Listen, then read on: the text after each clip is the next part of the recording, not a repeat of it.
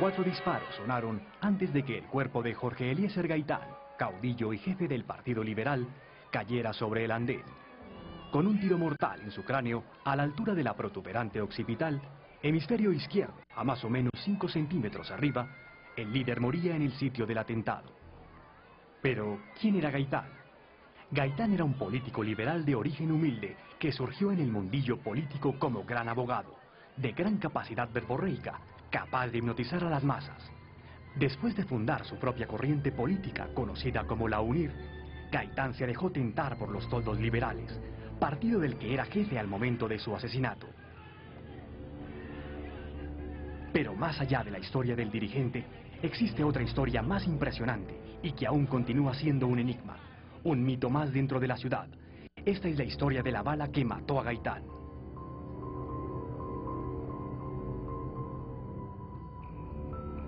El viernes 16 de abril de 1948, 8 días después del Bogotazo, nombre con el cual se conocen los sangrientos sucesos ocurridos tras la muerte de Gaitán, la ciudad retornó a una tensa calma. Alquiver Espineta, un curioso vendedor de cordones para zapatos, decidió indagar sobre lo ocurrido. Su interés se centraba en el origen del proyectil que mató al caudillo. Aunque el cuerpo del sacrificado líder recibió 4 impactos, solo uno cumplió su cometido, y era ese el que interesaba a Alquiver. Ese mismo viernes, Alquiver descubrió que la versión que informaba sobre el calibre de la bala asesina era errada.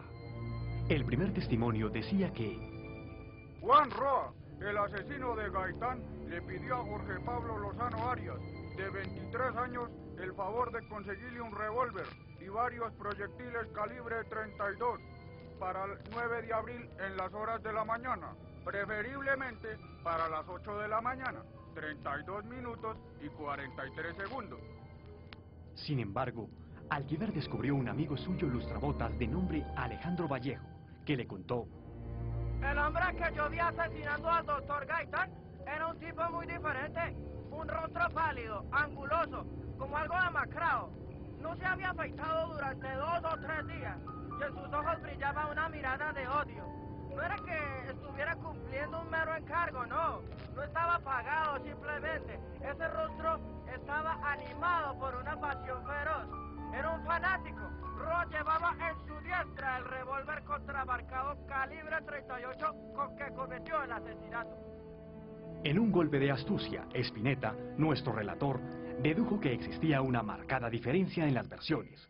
Y lo que más confundía era el hecho de que se describieran 2 tipos de proyectiles distintos.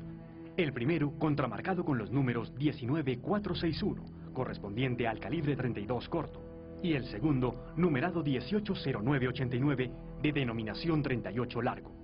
Sin mayor rigor científico, Alquiver Espineta se decidió por el segundo. Su intuición lo llevaba a pensar que Gaitán había pasado a la otra vida gracias al impacto sobre su cráneo de una certera bala calibre 38 largo. Aquí el relato de Espineta se interrumpe. Nunca se supo más de él ni de su relato. Sin embargo, otros anónimos relatores continuaron su importante contribución histórica. Cabe aclarar que lo hasta aquí afirmado corresponde a los anales de la narración oral y por lo tanto no existen pruebas veraces y certificadas sobre esta escalofriante historia.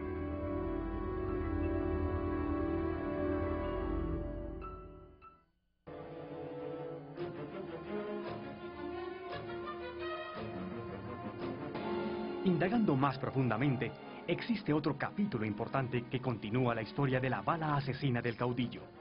En este punto, la narración se desvía y en un giro inesperado nos lleva a los orígenes de la bala que retomaremos de manera muy rápida.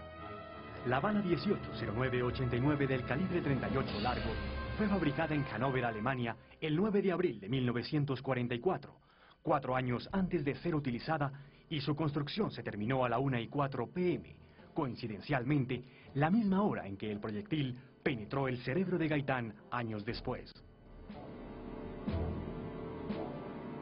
La bala fue diseñada especialmente para el general Rainer Werner Faxbinder, quien se desempeñaba hasta noviembre del 43 del siglo pasado como gendarme máximo del campo de concentración Berlinale. Pese a todo su empeño por utilizarla, Fassbinder vio frustrado su sueño de hacer fuego con la 180989 sobre un cuerpo inmóvil, porque cuando se disponía a ser blanco, se acabó la Segunda Guerra Mundial. Su jefe se suicidó y Fassbinder viajó como polizón en un barco haitiano comandado por un capitán cubano rumbo a Montevideo. Fassbinder viajó con un pantalón, una camisa, un mini diccionario alemán-español y la bala 180989 calibre 38. El revólver lo vendió a un capitán de barco egipcio. Fassbinder se dedicó a la cría de ganado y comercialización de carnes y leche, labores en las que conoció a Sacristán Peralta, un importante mercader lácteo, residente en Ubaté, Cundinamarca, y con oficina en la Avenida Jiménez con 10ª en Bogotá. En una de las muchas transacciones, Fassbinder regaló a Peralta la bala 180989 calibre 38 largo, como muestra de su aprecio. Nunca el lechero volvió a saber nada del ex-nazi. Sacristán Peralta trabajaba con Didier Gracia, quien le colaboraba en la distribución de la leche.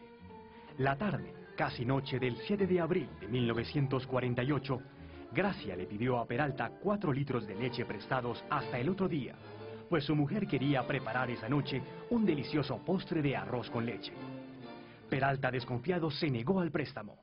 Además, alardeó frente a Gracia del preciado regalo que el ex-nazi le había hecho.